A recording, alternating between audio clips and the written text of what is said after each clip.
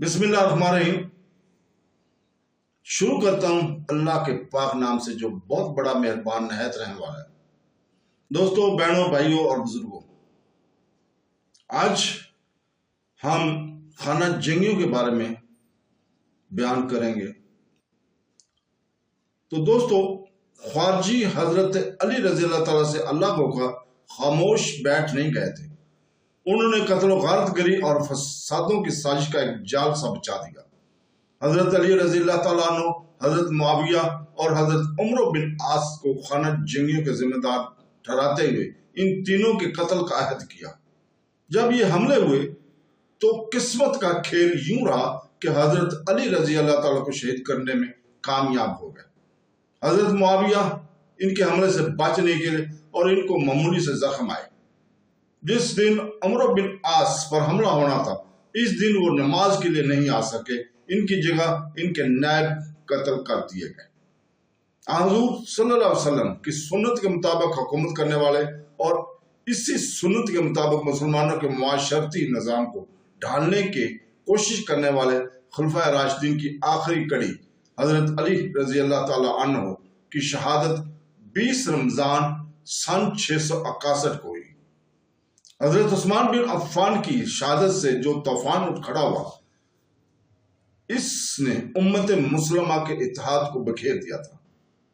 حضرت علی رضی اللہ تعالیٰ اس طوفان زدہ سمندر میں مملکت اسلامی کے جہاز کو پار لگانے کی کوشش کی اور اسی کوشش میں اپنی زندگی بھی قربان کر دی۔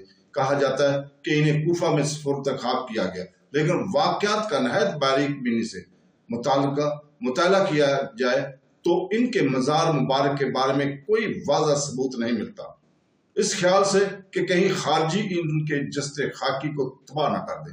انہیں گمنام جگہ دفنایا گیا۔ یہ مقام کوفہ بھی ہو سکتا ہے یا صحرا کا کوئی اور مقام بھی ہو سکتا ہے، کہ مدینہ منورہ کو بھی ہو سکتا ہے۔ انہیں سپرد کیا گیا۔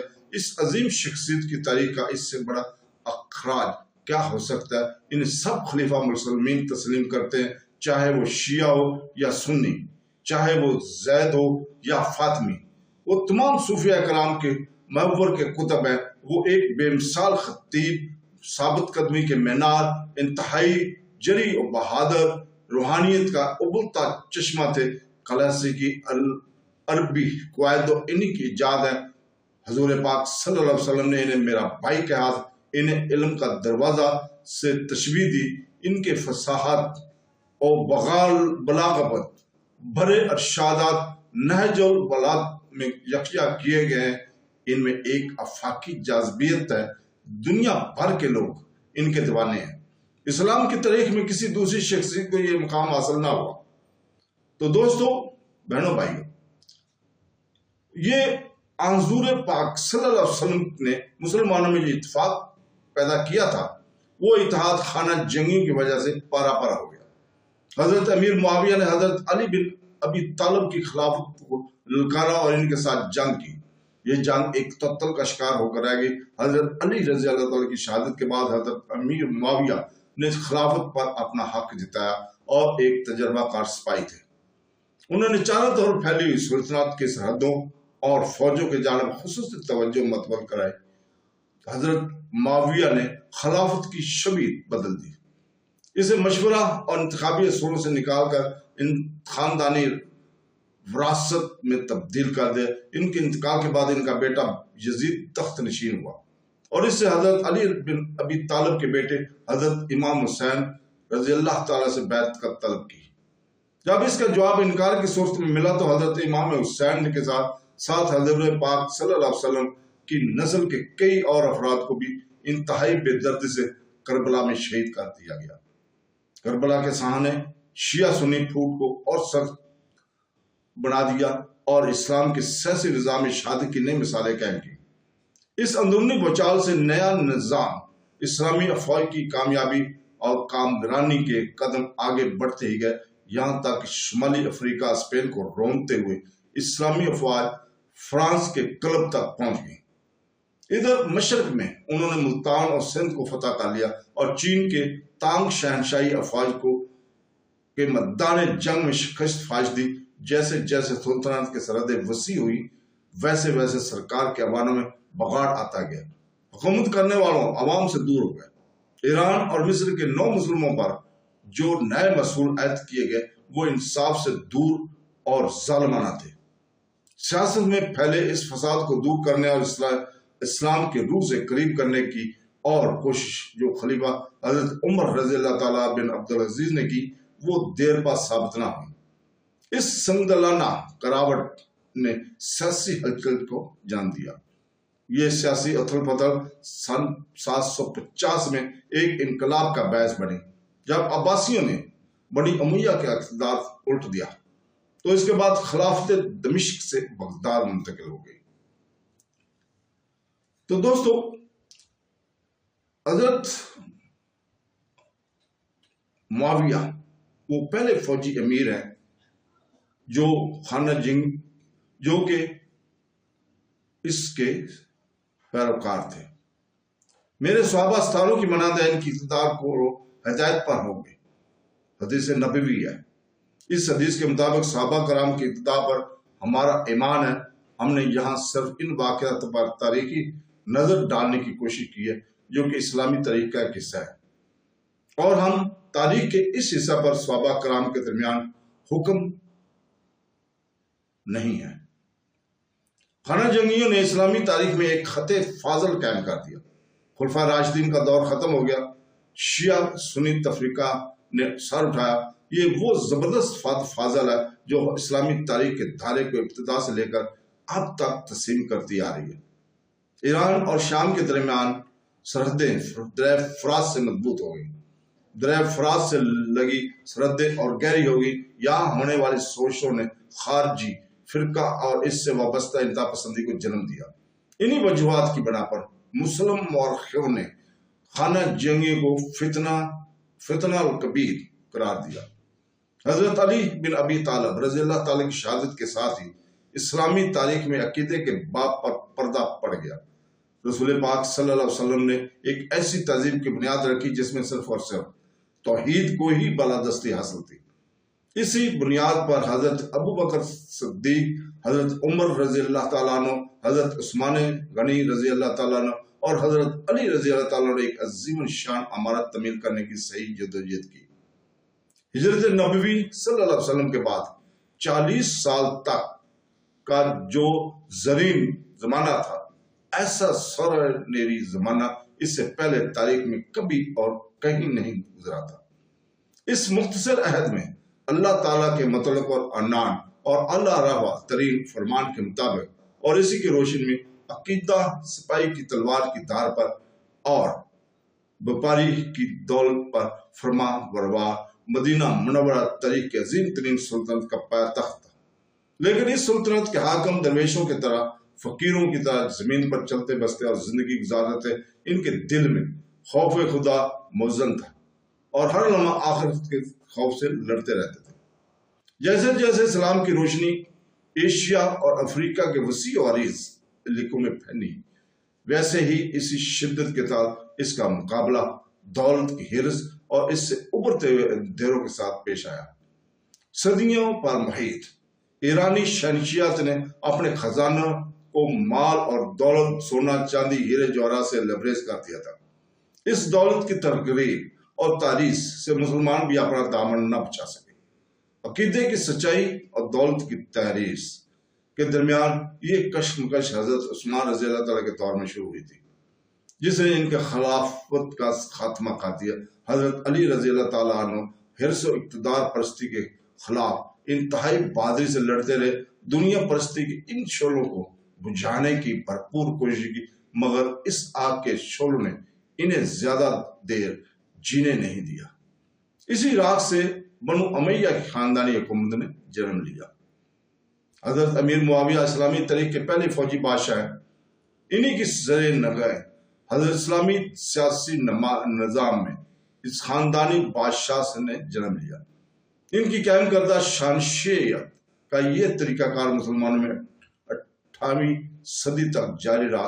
आखिरकार यूरोप के व्यापारी कौमों के हाथों सपाहाना बादशाह का खात्मा हुआ। हजरत अमीर मुआविया आला दर्जे के सिपाही, ज़ेर सियासतदान और अच्छे मुंतज़म थे। انہوں نے حضرت علی رضی اللہ تعالیٰ کے ساتھ اس طریقہ سے جنگ کی، آخرکار وہ جنگ تعطل کا شکار ہوگی۔ پھر انہوں نے سن 658 میں اپنے خلیفہ ہونے کا اعلان کر دیا۔ جب 661 میں حضرت علی رضی اللہ تعالیٰ کی شہادت ہوگی تو امیر معاویہ نے مکہ، مدینہ، عراق پر حملہ کی تیاریاں کی۔ اس دوران حضرت حسن بن علی رضی اللہ تعالیٰ عنہ کو کوفہ میں خلیفہ المسلمین چن لیا گیا تھا۔ وہ 12,000 عراقی فوج کے ساتھ حضرت امیر معاویہ کا مقابلہ کرنے کے لیے آگے بڑھے، لیکن عراقی بے وفا نکلے۔ جنگ سے پہلے ہی انہوں نے ساتھ چھوڑ دیا۔ مدین کے مقام پر دونوں کے درمیان ایک معاہدہ ہوا۔ اس کے تحت حضرت حسن رضی اللہ تعالیٰ عنہ حضرت معاویہ کے حق میں خلافت سے دستبردار ہو گئے۔ انہیں سالانہ 2 لاکھ دینار وظیفہ دینا طے پایا۔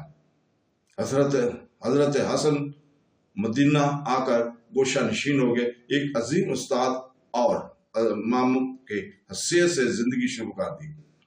اس کنارہ کشی سے خانہ جنگیوں کے اس پہلے باب کا خاتمہ ہوا، جس کی ابتدا حضرت عثمان رضی اللہ تعالیٰ عنہ کی شہادت سے ہوئی تھی۔ حضرت امیر معاویہ کی اس کوشش کو لوگوں نے سراہا بھی، اور ابتدا میں بنو امیہ کے سرکردہ لوگ رسول پاک صلی اللہ علیہ وسلم کی رسالت کے کٹر مخالفین میں سے تھے۔ ان کی مثال کے طور پر ابو سفیان کو پیش کیا جا سکتا ہے۔ وہ اول تو آپ صلی اللہ علیہ وسلم کے کٹر دشمن تھے، لیکن انہوں نے 638 میں فتح مکہ کے بعد اسلام قبول کیا۔ یہ حضور پاک صلی اللہ علیہ وسلم کا اعجاز تھا کہ آپ صلی اللہ علیہ وسلم نے دونوں قبائل کو اسلام کی روشنی سے منور کر کے انہیں شیر و شکر کر دیا، انہیں یکجا متحد کر دیا۔ یہ نیا اتحاد حضرت ابو بکر اور حضرت عمر کے دور خلافت تک قائم رہا، لیکن حضرت عثمان رضی اللہ تعالیٰ عنہ جن کا تعلق بنو امیہ سے تھا، ان کی خلافت کے دوران یہ پرانی کشمکش پھر سے جاگ اٹھی۔ جیسے کہ ہم بتا چکے ہیں کہ بنو امیہ کے کچھ افراد نے حضرت عثمان رضی اللہ تعالیٰ کی خوددار ترسی اور خاموش طبیعت کا نجائز فائدہ اٹھایا اور انتہائی دولت مند بن گیا۔ حالات کی اس کروٹ سے مخالفین کو حضرت عثمان پر اقرا پروری نوازی کا بہتان لگانے کا موقع فراہم کر دیا۔ آخرکار یہ آپ رضی اللہ تعالیٰ کی شہادت کا سبب بن گیا۔ جب حضرت علی رضی اللہ تعالیٰ کا خلیفہ چنے گئے تو حضرت معاویہ نے، جو کہ اموی تھے، خلافت کی بیعت سے پہلے حضرت عثمان کا قصاص طلب کیا۔ حضرت علی سیاسی حالات کی بنا پر اس پوزیشن میں نہیں تھے کہ فوری طور پر قصاص لے سکتے۔ حضرت معاویہ نے ان حالات کا فوری فائدہ اٹھایا، شامی کے جذبات کو بھڑکایا اور حضرت علی کے خلاف جنگ کے لیے ابھار دیا، جس کا انجام جنگ صفین کی شکل میں ظاہر ہوا۔ تاریخ اپنے آپ کو دہراتی ہے۔ انسانوں کے اندر ودیت کردہ قبیلہ پرستی، قوم پروری اور نسلی زہر کے جذبات وقت کے ساتھ ساتھ بار بار اٹھانے ہی رہتے ہیں۔ بنو امیہ اسلام سے پہلے سپاہی ہوا اور سوداگر تھے۔ انہوں نے ایران سے حاصل کردہ دولت اور خوب فائدہ اٹھایا۔ اس کے برعکس بنو ہاشم مسلمانوں کو اسلام کی اس منزل کی طرف لے جانے میں لگے رہے، جس کا راستہ آرام پرستی سے دور ہے، بالکل سیدھا اور سادہ اور درویشانہ ہے۔ تیسرے خلیفہ حضرت عثمان رضی اللہ تعالیٰ عنہ، جن کا تعلق بنو امیہ سے تھا، عبادت گزار اور زائد شرمیلے اور خاموش طبع انسان تھے۔ ان کی اس خدا ترسی کا لوگوں نے غلط فائدہ اٹھایا۔ دولت کی طاقت نے اپنا اثر دکھایا۔ وہ لوگ جو اپنے اقتدار کے ذریعے اس دولت سے فائدہ حاصل کر سکتے تھے، یعنی تاجر اور سپاہی پیشہ امویوں نے اس سے بھرپور فائدہ اٹھایا، جبکہ بنو ہاشم کے فرد حضرت علی رضی اللہ تعالیٰ نے تاریخ کے دھارے کو ایک بار پھر اسلام کے اسی سچے عبادت گزار توحید پرست منزل کی طرف موڑنا چاہا۔ عقیدت اور حرص اور حواس کی درمیان ٹکر ہوئی، خانہ جنگیاں شروع ہو گئیں۔ ان جنگوں میں ایک طرف بنو ہاشم تھے تو دوسری جانب بنو امیہ۔ خانہ جنگی کے پہلے دور میں تاجر سپاہیوں کی جیت ہوئی۔ حاکم اعلیٰ کے برتر ترین اصولوں سے مزین عقیدہ سے لوگ پھٹک گئے۔ ایک دور کا خاتمہ ہوا، ایک اور نئے دور کی ابتدا ہوئی۔ خانہ جنگیوں نے خارجیوں کو جنم دیا، جیسا کہ ہم پہلے بتا چکے ہیں۔ یہ وہ لوگ ہیں جنہوں نے بدزنی کا اظہار کرتے ہوئے حضرت علی رضی اللہ تعالیٰ کا ساتھ اس وقت چھوڑ دیا جبکہ حضرت علی رضی اللہ تعالیٰ نے حضرت امیر معاویہ کے ساتھ ثالثی کے لیے منظوری دے دی تھی۔ ان خارجیوں نے بظاہر جمہوری اظہار رائے کا نظریہ اپنایا، لیکن باطن یہ انتہا پسند تھے۔ انہوں نے اپنے اس باطل نظریہ کو صحیح قرار دینے کی کوشش کی۔ حضرت علی رضی اللہ تعالیٰ نے اپنے ایمان کا سودا کیا تھا۔ نعوذ باللہ، خارجیوں نے اس نقطہ نظر کو بھی اپنایا کہ خلافت پر صرف اہل قریش کا ہی حق نہیں بلکہ ہر وہ مسلمان اس پر اپنا دعویٰ پیش کر سکتا ہے جو اس کا اہل ہو۔ اپنے اس نظریے کو عوام پر لادنے کے لیے انہوں نے دہشت گردی کا راستہ اپنایا، قتل و غارت گری کا ایک طوفان مچا دیا، بے رحمانہ طریقہ سے لوٹ مار کی، کوئی فرق کیے بغیر ان گنت معصوم مردوں، عورتوں اور بچوں کو قتل کیا۔ حضرت علی رضی اللہ تعالیٰ عنہ اور حضرت معاویہ دونوں نے ان کے خلاف جنگ کی۔ ہر بار یہ خارجی شکست کھاتے رہے لیکن پھر ابھرتے رہے۔ اسلامی تاریخ گواہ ہے کہ یہ منحرف اور ضدی گروہ 500 سال تک بار بار اثر کرتا رہا۔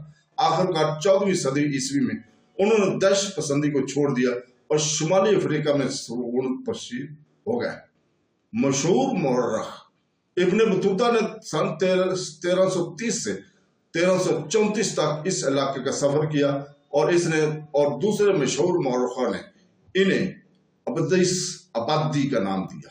یہ لوگ نعت کی سیر سے بہت ہی معروف اور مقبول تھے۔ تو دوستو، کل تک کے لیے اجازت، اللہ حافظ۔